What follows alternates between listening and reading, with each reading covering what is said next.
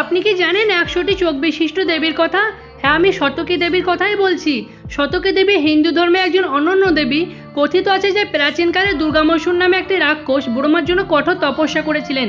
তখন ব্রহ্মদেব খুশি হয়ে তাকে বর দিলেন যে দেবতাদের দ্বারা সমস্ত পুজো এবং যজ্ঞের ফলস্বরূপ দেবতাদের পরিবর্তে দুর্গামাসুর পাবে, যার জন্য অসুররা ধীরে ধীরে শক্তিশালী হয়ে ওঠে।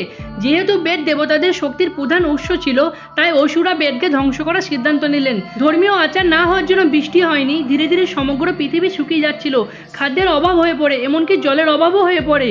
ফলে সমস্ত দেবতারা মিলে মা দুর্গাকে আহ্বান করলেন।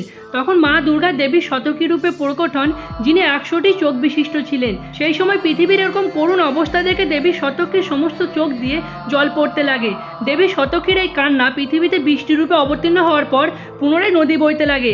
তারপর তিনি দেখলেন প্রাণীদের কাছে কোনো খাবার নেই। তখন ফল থেকে শুরু করে শাকসবজি সবকিছুই প্রদান করলেন।